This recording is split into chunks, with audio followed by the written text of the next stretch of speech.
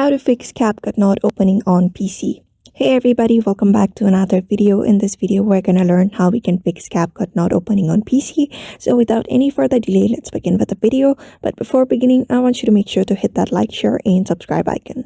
So first thing first, open up your desktop. After that, you'll be able to see this interface on your screen. So what I want you to do is, first of all, just install the CapCut application. For that, you just need to navigate to the settings and open up your settings.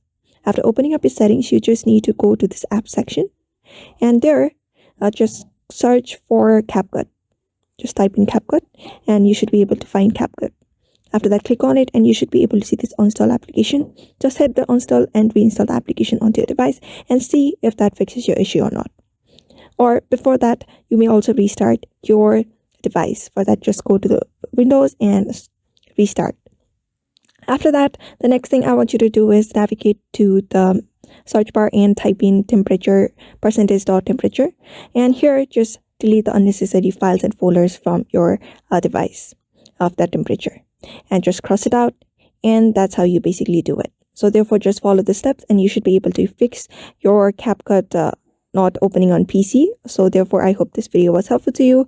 And thank you for watching this video.